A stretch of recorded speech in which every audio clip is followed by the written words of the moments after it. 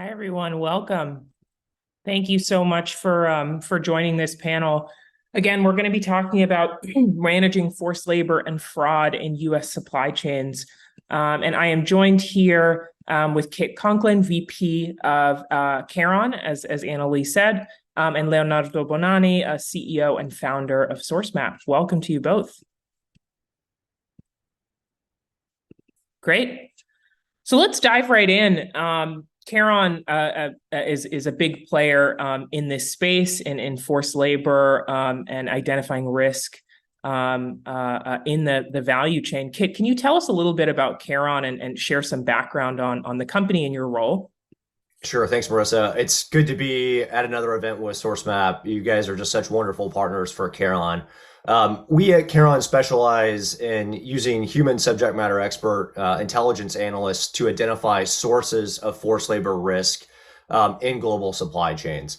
So when you think about that, that means identifying, for example, those raw materials, those products, those companies that are connected back to red flags for forced labor in Xinjiang, as outlined by U.S. government guidance. CBP over the years has published a variety of documents and policy insights on the types of red flags that industry should think about when it comes to detecting sources of forced labor risk. Things, for example, like companies co-located with prisons or internment camps, labor transfer programs, that kind of thing. So we specialize in using human analysts to identify that source of risk, and then we follow the companies, the commodities, the supply chains connected back into those sources of risk globally. And we provide that data as kind of an intelligence feed. So Sourcemap can provide that great transparency and traceability and mapping capability, and then Kharon's data sits on top of that to identify where forced labor risk exists. Great. Thank you so much for that, Kit.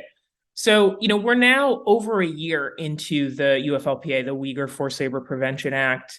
It's the talk of the town. What are some learnings that you both can share about how industry has adapted to this mandate to map and monitor supply chains? Leo, I'll start with you here.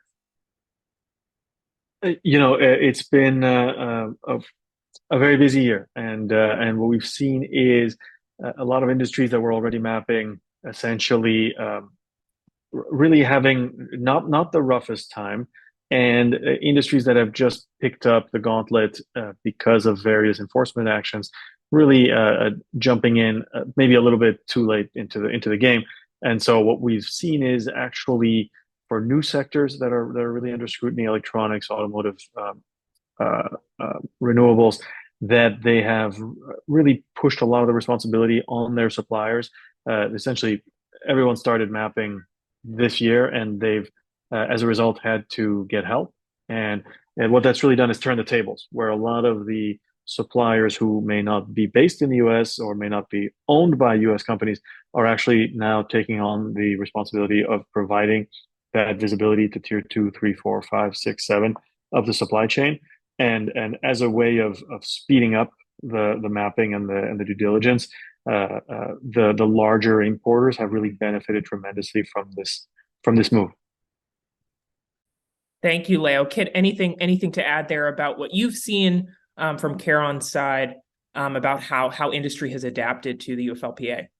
I think Leo's points are spot on. So if you look at the beginning of UFLPA enforcement in late June of 2022, industry that was proactively trying to comply with withhold release order due diligence, apparel companies, for example, or the solar industry, trying to identify that banned cotton, that polysilicon, or in some instances, tomatoes coming out of Xinjiang.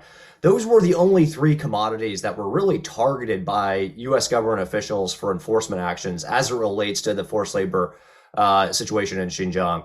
That's evolved significantly. And if you look at the statistics and the breadth of enforcement over the last year and a half or so, every industry vertical imaginable is being targeted for detentions. And so I think those companies that were originally thinking about supply chain mapping, identifying that risk for Xinjiang cotton for years, really did have a really significant and strategic leg up with respect to how other industry verticals are now having to play catch up. And the other interesting piece I would note is just the continued evolution of U.S. government policy towards this issue. It wasn't exactly clear at the beginning of the UFLPA how enforcement would be structured, whether it would be real, whether there would actually be significant volumes of detentions. And the answer is clearly in. Nearly $2 billion worth of products have been detained at the U.S. border by CBP for the UFLPA.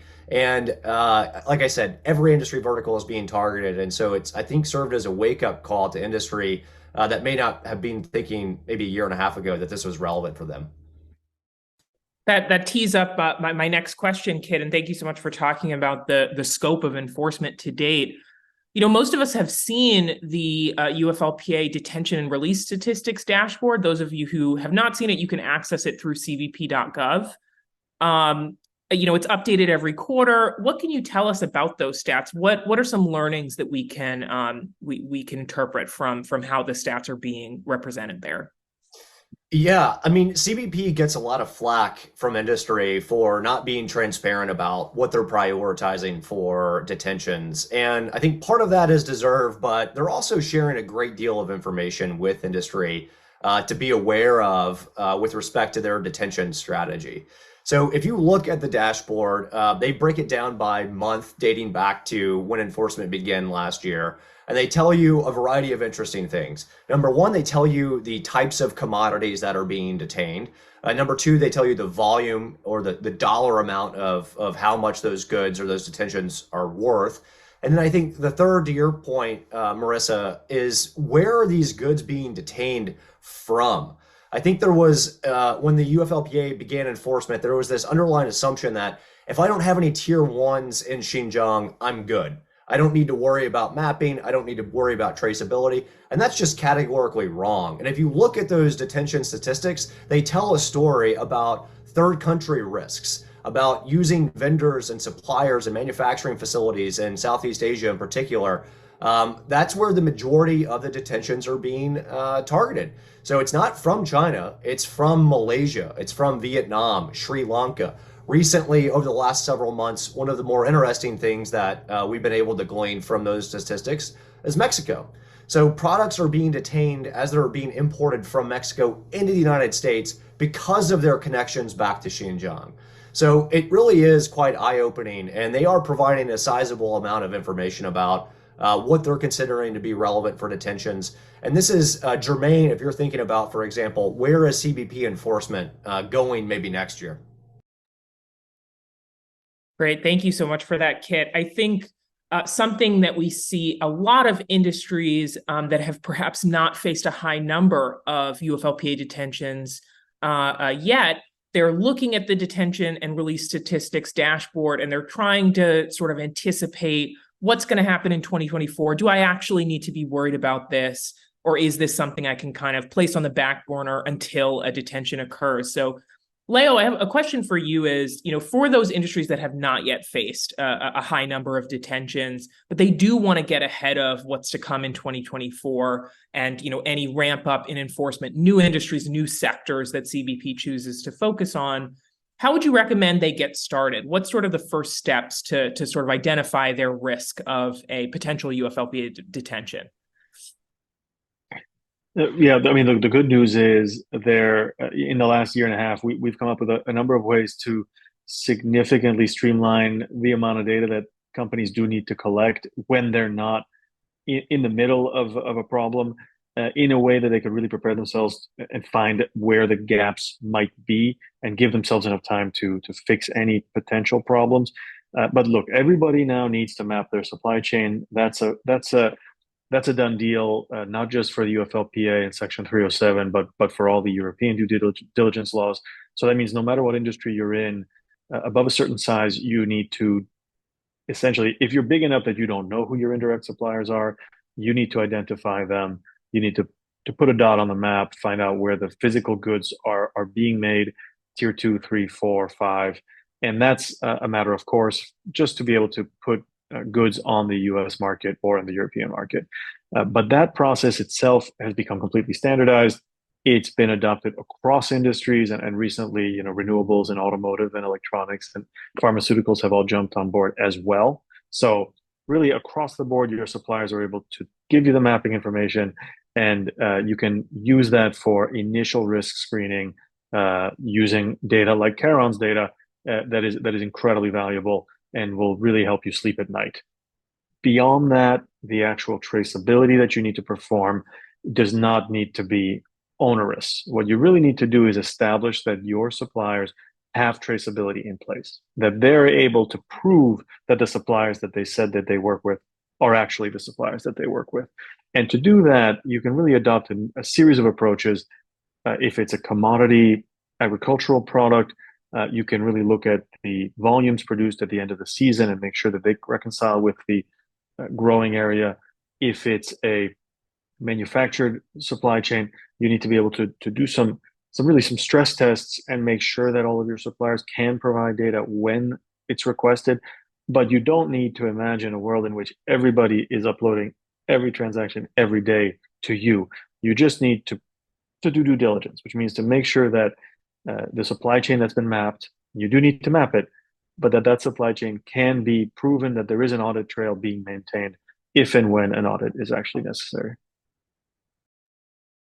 This is an ask for both of you to speculate a little bit here, but we're coming into 2024. This year has gone by very, very rapidly. And any predictions for industries or sectors that might draw some additional focus in 2024? Obviously, we've seen certain industries outside of UFLPA get some scrutiny from Congress. The automotive industry, to some degree, apparel and textiles. Any predictions for what's to come next year? Kit, I'll start with you first. Sure. It's the $1 million question, more than that, I would say. And if you look at where enforcement has come over the last several months, you look at the automobile sector in particular, that's a pretty broad amount of different suppliers, different types of raw materials, different types of products.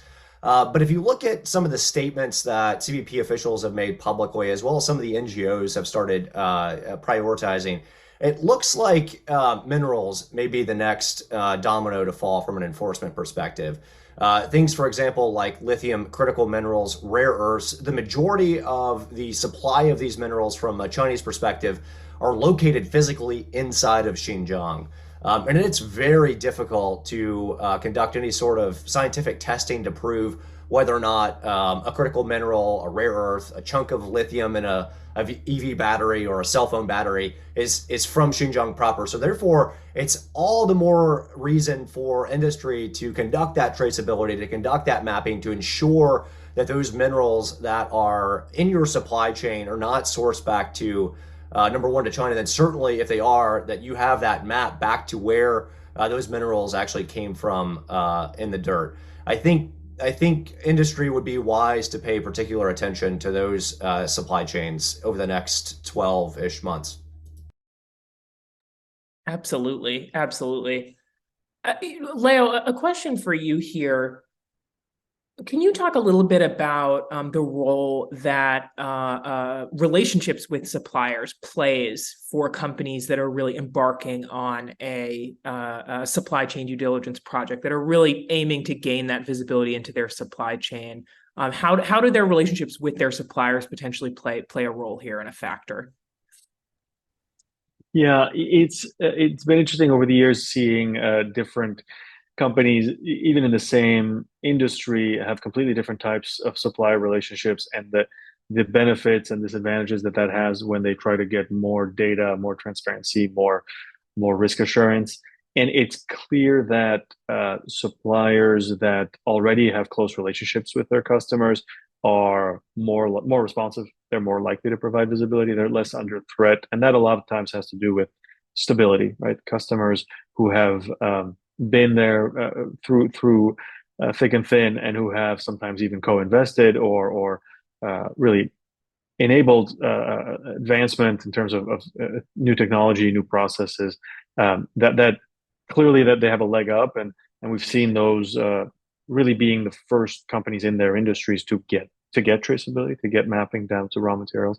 But by and large, this is actually kind of a dog wagging the tail. What we're seeing is, with more and more companies asking for transparency and traceability, even if they didn't have close relationships with their suppliers for structural reasons, because they were dealing with distributors, what have you, they're actually building those closer relationships anyways, because that visibility, that transparency is forcing some conversations, good and bad, right? It's forcing conversations around issues and red flags that have been raised in the assessment of risk, and the need to go and visit, the need to go and conduct audits, the need to put policies and procedures in place. But it's also ultimately led to stronger ties, because as companies get more transparency from their suppliers, the risk goes down, then their likelihood of sticking with that supplier goes up, and so then they find ways to stay in business longer together, to co-invest. So it's really been, I'd say, it's surreptitiously, it's led to a lot more conversations with the upstream supply chain. It's led to closer relationships, and even though some problems do get surfaced, more than anything, it leads to a stabler relationship in the supply chain. We're talking about, trust with suppliers here.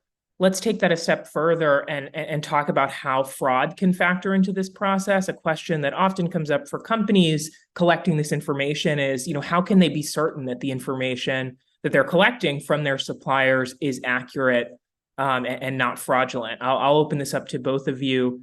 But Leo, I don't know if you want to take this one first and add some thoughts here. Yeah, I mean, look, we uncover a lot of instances of problems through triangulation of data, and a lot of times it's because two suppliers who think they're doing the right thing, when that data gets triangulated by the ultimate customer, that's when you discover that there's double billing, double books being kept, that everyone thinks they're buying from a certified supplier, but in fact there is clearly another source, and that source hasn't been mapped, it hasn't been identified. And so really we're finding fraud through the benefit of having so much more traceability and transparency. That's giving our customers a lot of additional confidence, and then it's allowing them to go and work with the suppliers who are being affected by this fraud to make sure that they know, that they're aware of it, and that they put controls in place. So again, by and large, I mean, if fraud is in the supply chain, everybody around that wants to find out as soon as possible and eliminate it. And the transparency is actually helping not just the brands avoid it, but also it's helping them help their suppliers to identify it. Anything to add there, Kit? Yeah, I would just also add that not only do you have to worry about the fraud element, but you also have to think about this from the perspective of your tier ones or your tier twos. So if you're a company and you're conducting a supply chain mapping exercise and you ask your tier one, who may be in China, for example, if they're using forced labor, I would be shocked if they said yes, right? So imagine the cascading effect of that type of question as it gets to their tier two, their tier three, their tier four. So you need to trust but verify those types of documents. You need to determine if there's any sort of fraud risk, but you also need to detect if there's any sort of risk for the UFLPA as well, right? Because it's not simply enough to just state in a box checking exercise in a survey whether or not a company is using forced labor or not. No one's going to say yes to that, right? So you need to have some sort of intelligence layered on top of that to detect that risk. Absolutely. Great point. I want to bring our line of questioning back to something you mentioned earlier, Kit, around the origins of the products that are getting detained under the UFLPA, that they're not only products from China. In fact, Malaysia, Vietnam, Sri Lanka, Bangladesh, some of these countries that, are not in scope technically of the UFLPA if at face value, are experiencing a much higher number of detentions than China. So, my question here is, a hypothetical one. Let's say an international company has hundreds of products sourced from all over the world. They have a massive supply chain. It can arguably feel overwhelming to try to figure out what's the first steps, how should I get started, but also how do I prioritize? What would be your suggestions if that company is focused primarily on UFLPA compliance, but is also, inevitably going to be worried about some of these other regulations coming out of Europe and around the world that do mandate supply chain visibility? How might they prioritize, given that the UFLPA is not only detaining products that have a country of origin as China? I'll open this up to you both. Kit, if you want to start. Briefly, what I would encourage any company that's going through that process to think about is a risk-based approach. You can't boil the ocean to start. This is a process, and you can't decide that you want mapping and complete visibility today and have it this afternoon. It's just not the way real supply chain mapping works. It's a process that requires time and investment in order to comply. And there's all sorts of other benefits that you get from mapping as well beyond just the UFLPA.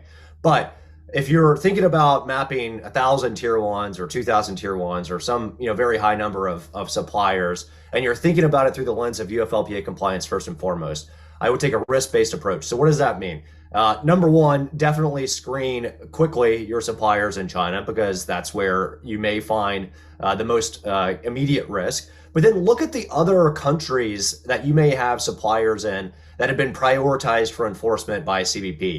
And this is all publicly available on the CBP dashboard. So if you've got a lot of suppliers in Malaysia, as well as a lot of suppliers in, I don't know, the UAE, Malaysia is having a lot more detentions than the UAE. So I would prioritize going through the tier ones that you have in Malaysia first, because that's where the CBP magnifying glass is at the moment. And then looking at the other countries, right? And seeing if there's any suppliers that you have that may be risk relevant in those jurisdictions. However, there is another part that I would add.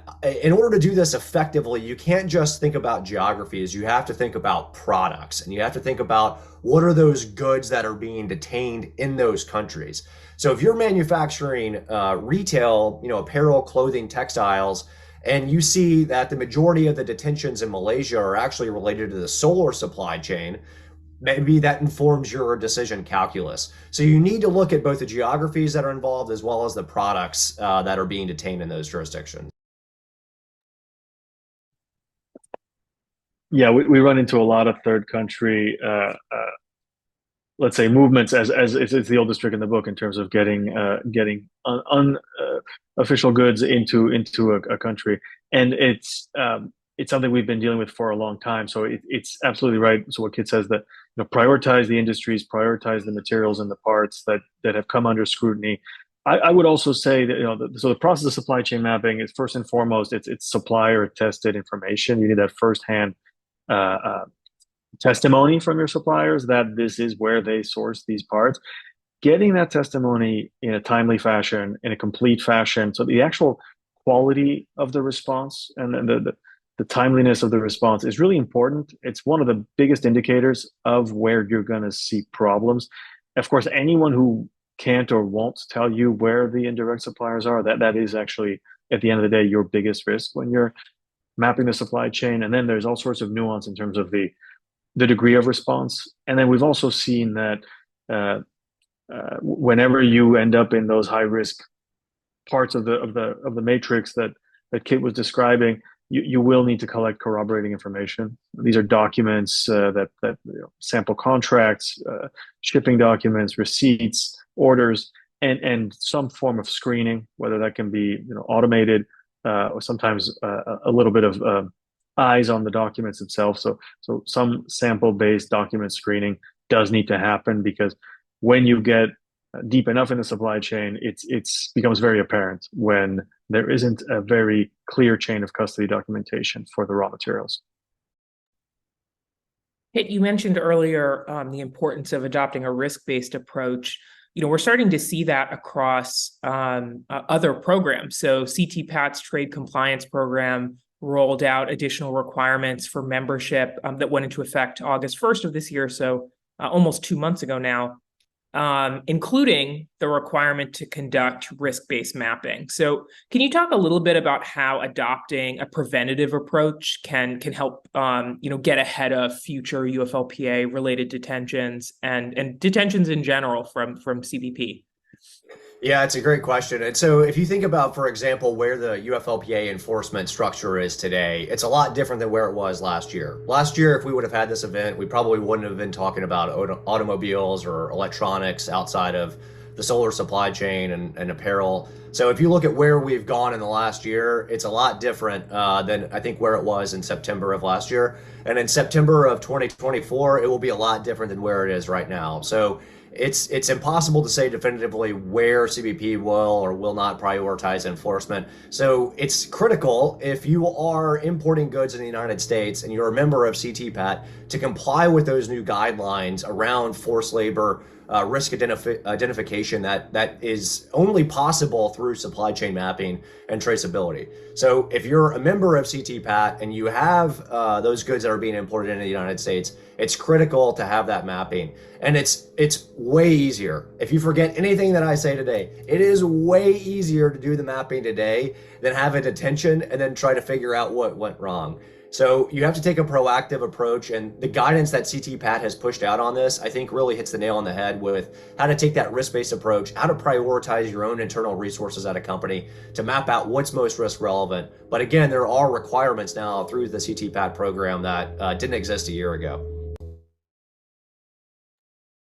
Anything to add there, Leo? If, some things that we've seen from customers over the last year and a half. I mean, I'll second sort of better safe than sorry. It's a lot easier to map before you have problems. It's also just, if there's another thing I want people to remember, it's also just a lot easier to map than it was a year ago, because everybody in the supply chain, we measure, the response rate. So when you ask your tier ones who are their tier ones, and you ask those people who are their tier ones, it used to be that you would get a fall off in response rates where around tier 3 and 4, you'd get half to 3/4 of the suppliers responding.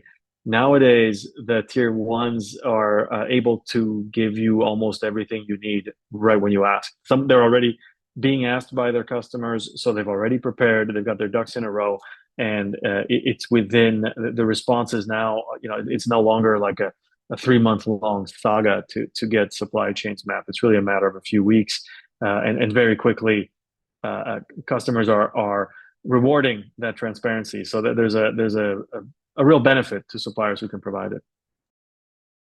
Leo, I'm seeing a question in the Q&A function that for you here. That's, what should we say to our suppliers that don't want to provide their documents or have difficulty finding those documents? Any insights we can share from our process and what we've seen with the companies that we work with?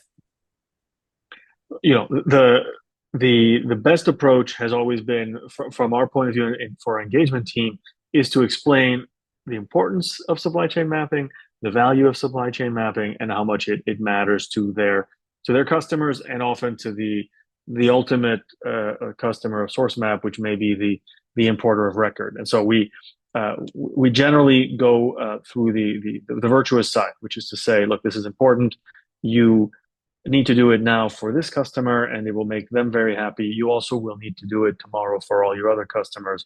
So doing it once, and then we help them. So there's a lot of capacity. So these are the kinds of documents we need. These are the kinds of the parts of the document that you can blur out or gray out. We don't need to see exactly how the costing worked. We just need to make sure that you actually did buy from these suppliers. So a lot of it is by explaining the context and the value of the compliance and participating. But of course, at the end of the day, it's not up to Sourcemap, it's not up to our engagement team, but our customers also have a lot of other strings that they can pull to impress upon the suppliers how important it is for them to respond. Thank you for that. I want to make sure I remember to mention here, Kit, I know you co-authored this excellent white paper, UFLPA from Enforcement to Evolution inside the Act's Transformative First Year. Curious to see whether you could share some of the insights that you've compiled for that white paper. Anything you can tell us about what you've researched about that first year of UFLPA enforcement.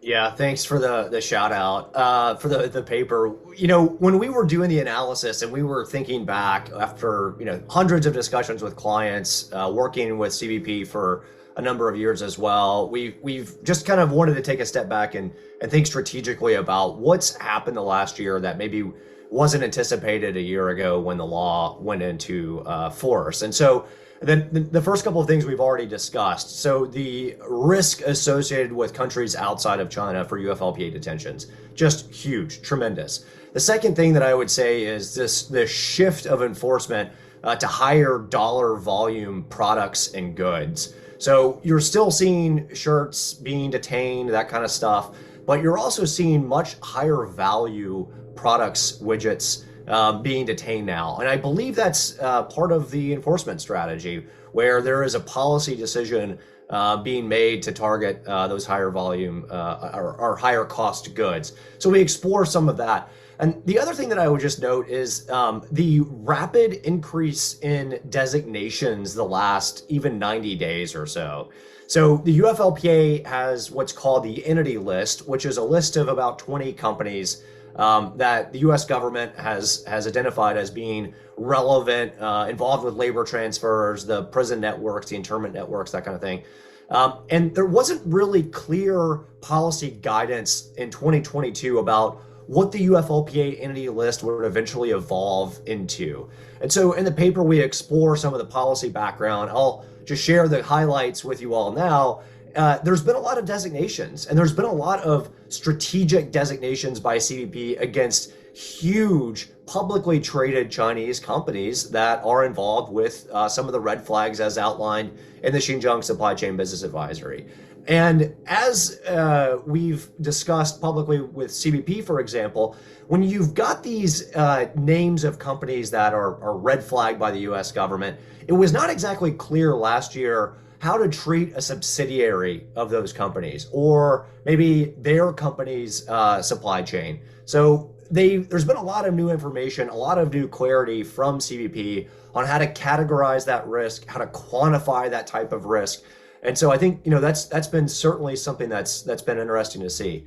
And I would also note that just the rapid nature of new policy documents that have come out in the last 90 days is we've seen more in the last 3 months than we had in the first year of enforcement total.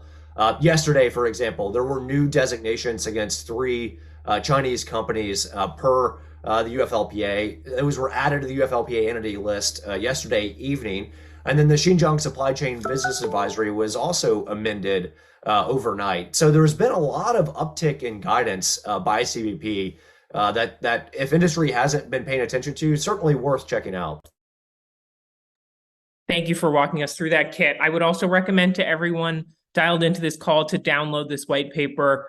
As I'm sure you can see just from this brief conversation, there's a lot of really valuable insights for those of you looking to continue complying with the UFLPA. So definitely download that.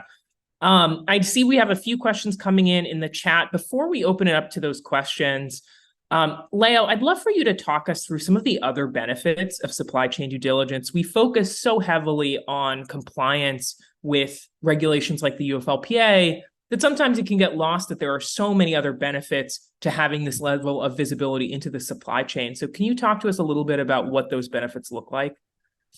With pleasure. And part of it is the broad sweep of due diligence laws, which means you're mapping your supply chain today because of UFLPA or Section 307, but tomorrow because of the European Deforestation Regulation or the Corporate Sustainability Due Diligence Directive, and so on. So the number of laws that you get to be compliant with one business process, one software, one database is pretty vast, and so that makes the case. But I think the parts that I really want to underscore are the risk component just writ large. So nowadays, nobody cares if it's a tier 1 supplier, tier 2, tier 3, tier 4. Any one supplier in your supply chain could be the weak link that breaks the whole chain. And we saw that in COVID. We saw that with countless disruptions. And we see it with reputational risk as well. Right? A journalist or an NGO doesn't care if it was a tier 3 or tier 4 supplier that did something wrong. It's going to reflect directly on the brand, on the retailer, no matter what. So the extended scope of responsibility it cuts both ways. And so you have risk of disruptions. And we're seeing a lot of interest in supply chain mapping, not just for due diligence in government these days, but for securing key sectors, securing key supplies of rare materials, ensuring that there won't be those disruptions that we saw during the pandemic ever again. So a lot of supply chain mapping ultimately comes down to preventing risk, and that risk envelope has really spread out to the whole upstream supply chain, but also supply chain mapping makes it possible to manage all that risk. And then the other side is sort of the positive side, which is really entirely how to optimize the supply chain, how to find opportunities to improve processes, improve environmental and social performance, really streamline the sourcing, consolidate the sourcing, find new sources of critical materials, streamline the shipping so you're passing through less waypoints, less shipping lanes. There's a lot of straight optimization opportunities. It's very low-hanging fruit.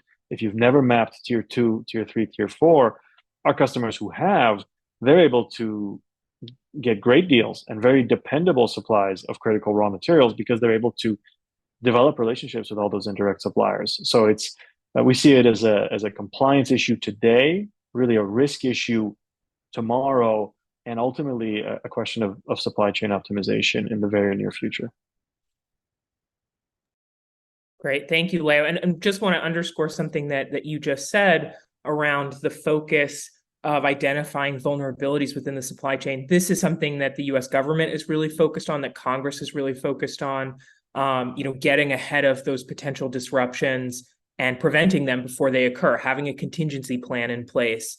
As you mentioned, this was a huge issue at the start of the COVID-19 pandemic.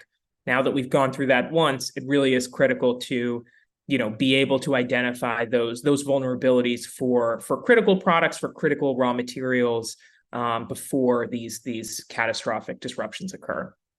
So yet another incredibly valuable use case for supply chain due diligence. Opening it up to some of the questions in the chat here. I see one that's saying, mapping. We mentioned that mapping has become much easier over the last year. Can we talk a little more about kind of how supply chain mapping has become easier, either on the supplier side or on the company side, and any improvements we expect over the next couple of years? Leo, that's a question for you. Yeah, certainly. Look, I mean, from the human side of mapping, the business process side, that's become easier because these due diligence regulations have leveled the playing field, and if everybody has to do it, it's no longer as onerous, and it's no longer something that a few people have to invest in unfairly. So the process has gotten a lot easier by virtue of becoming required for everyone. The tech side has become so much easier, and there's a few places here where this really shines. I think there's a question in there about complicated supply chains like aerospace, automotive electronics. These are supply chains where products contain hundreds or thousands of components. So in aggregate, a company has to map not just all of its suppliers, but has to map all those suppliers to millions of product SKUs and part numbers. And that process has become vastly easier because there's been a standard introduced for mapping, bills of materials, really how products come together, and supply chain maps that we've developed and been rolling out over the course of a year, so that you can really move from, you still need to get that data from the suppliers directly. There's no way to mine this data from the cloud or from the web, but you can do it machine to machine. So the complex manufacturing supply chain systems are very well digitized. They can immediately plug into supply chain mapping with Sourcemap, and that can mean that when you get that data from your suppliers, it can be plugged directly into the supplier database you already have, and the materials and the bills of materials databases that you already have. So really what that means is supply chain mapping is going to become more and more automated. The data sharing protocols have been simplified. It's possible, if companies are digital already, to do this with minimal effort. And that's one of the best benefits of now seeing these high-tech sectors conduct the mapping, is that they already have the best inventory and traceability systems on the planet. As they get them to be conversant with the cloud and to exchange data through APIs, we're really seeing the future where supply chain mapping will still involve everybody playing a role, but it'll be playing a role through their machines. Great. Another question that I'm seeing here, a great question here. Do you find reluctance at the tier 2, 3, or 4 level to share the specific identity of their suppliers for fear that that proprietary information might be shared with competitors, or alternatively that the tier one might go directly to the source. Is that something we've experienced on the Sourcemap side, Leo? We've certainly seen reluctance, although that reluctance has gone down, and the response rates across tier 1, 2, 3 are above 90% when all is said and done. So there is still reluctance. Most of the reluctance is still confusion or inability to provide data. There are some people who refuse to play ball, and really, frankly, most of it has to do with being very, very clear about where the data will be used and for what purposes. And I think that's where, you don't want to do this with a survey monkey or by sending emails around. You really need a system that has very clear terms of service and a very clear visibility. So you know what data you're sharing, who's going to get to see it and who's not. And then the rules we have are very simple. Suppliers can only see their own data. No supplier can see another supplier's data. All the data is for the purposes of the importer of record, who's clearly named. So there's direct visibility, and it doesn't get seen by anybody up or downstream. And then ultimately, all that data belongs to the importer. It's not shared with other importers. So there's no reuse or reselling of the data. And that has to be the case. The database has to be clean. It really has to be treated like supply chain management data. And that needs to be explained very clearly. And that's often where people fall short. And that's why it's so important to have clear communications from the procurement teams to the suppliers, why and what the benefits are and what precautions are being taken. Great. Thank you for that, Leo. Kit, we talked at length here across the course of this 45 minutes about the country of origin for products that are getting detained under the UFLPA and this issue of third country manufacturing. A question I'm seeing in the chat here is, do we anticipate, because of the prevalence of fraud and sometimes counterfeit documents associated with some of these products that are coming into the US, do we expect enforcement agencies to start to detect counterfeit documents, fraudulent documents? I'm sure that they already are able to do that, but to answer this question in the chat, is that something we think will increase now that we, are aware that CBP is really kind of doubling down on the issue of third country manufacturing? Absolutely, right. So CBP is going to look at every available source of intelligence to make a determination on whether or not a good should be detained, or if a detention has already happened, whether that good should be released. There's a whole bunch of documentation if you've got a detention that you have to provide back to CBP. And counterfeit documents are, always something that the government cares about.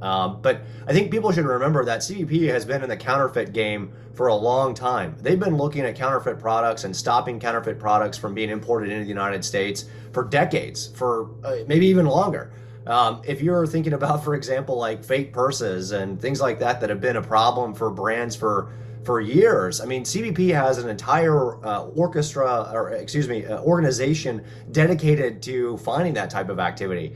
And they don't exist in a silo. They work with the targeters. They work with the folks that are responsible for enforcing the UFLPA. So there is absolutely going to be collaboration between elements of the government that are thinking about counterfeit and fraud and those, brand new 300 plus employees that CBP now has that are responsible for UFLPA enforcement.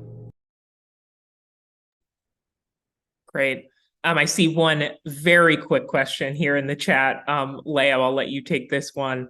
When we're talking about our tier ones, tier twos, tier threes, are we talking about downstream or upstream suppliers? Sorry, I keep so the whole conversation here has been about the upstream, and really the entire supply chain mapping process goes upstream. So tier one is your direct suppliers, tier two are their suppliers, tier three are their suppliers, and so on. And really, really that's where all the risk is the upstream supply chain. Most of the downstream supply chain is well understood, well managed, and usually well instrumented with technology. And it's also where there's the direct incentive to answer, because everybody provides information to their customer as part of all the information that they provide to get that business. Great. Thank you for clarifying that, Leo. One follow-up question for you. Across industries, the UFLPA is relevant. It's not just apparel, it's not just automotive, some of these industries that we've mentioned today. Do we see any difference in the ability to collect the requisite documentation and the requisite supplier information for industries that may have a much more complex supply chain, like, for example, an aircraft manufacturer or, machinery, something where, the supply chain may be, thousands and thousands and thousands and thousands of components? Have we seen kind of a meaningful difference in the ability to collect that information as opposed to, for example, an apparel supply chain? Look, I mean, for complicated manufactured goods, you can only make sense of supply chain mapping if you can tie it to the parts and the bills of materials. And so it does mean every product has to be mapped, not just every supply chain. And at the same time, I mentioned before, these are some of the most high-tech suppliers on earth, and they have the best systems. So it's really a matter of establishing a standard and moving forward with it. And that's something that we've done this year when we moved into advanced manufacturing supply chains. I will say, look, with the counterfeiting issues that we're now seeing in aerospace, it would appear that there's also lots of other good reasons for advanced manufacturing to map supply chains. I mean, we've seen the inclusion of electronics components from supposed bad actors onto circuit boards that then end up in military hardware. Now we're seeing engine parts ending up on mainline airliners that are counterfeit. So it does seem like the world of living in a silo of just knowing your suppliers and your customers is over for the aerospace sector for a variety of very good reasons. Great. I'm seeing a couple more questions here. One that I think would be interesting to just share with the group. Right now we're talking about mapping and monitoring your supply chain, but not necessarily sharing that information publicly to the consumer, to anyone outside of the U.S. government that's requesting this information. Leo, can you talk a little bit about how some industries have moved towards more transparent supply chains, consumer-facing transparent supply chains, and kind of what that's looked like? Yeah, there's been a lot of transparency in supply chains, and especially, I think the biggest push right now from a regulatory perspective is this digital product passport regulation in the EU, where we would imagine expanding essentially the made in label on a piece of clothing to include not just one country, the last country of assembly, but a lot of the countries where all the different materials were milled. So there's an expansion from a regulatory perspective. Also, I think the Canadian forced labor law requires disclosure of the supply chain to some degree as well.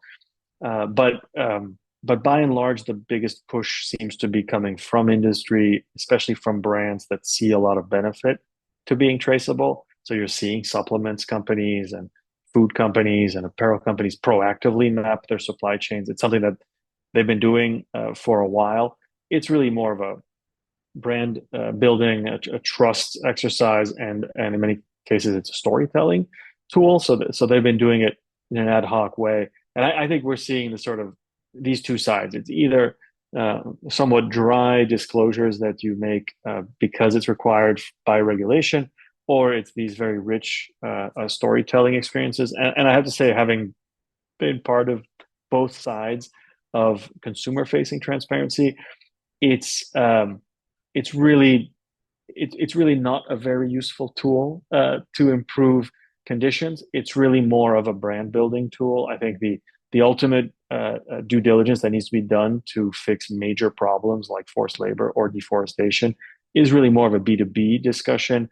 And it's very hard when you have a supply chain with hundreds of thousands of entities in it for a consumer to be able to quickly understand the complexity of the problem, understand the benchmarks, and understand the best practices, and then make a decision based on that. So I wouldn't hold it to consumers to make those choices. I don't think they should be responsible. I think it should be industries and it should be governments and it should be handled B2B. Great. I know we're coming up on time here. I want to give each of you an opportunity to just, share some concluding thoughts, what you're anticipating for 2024, any interesting tidbits that you'd be interested to share here with the group before we wrap. Kit, I'll hand things over to you first.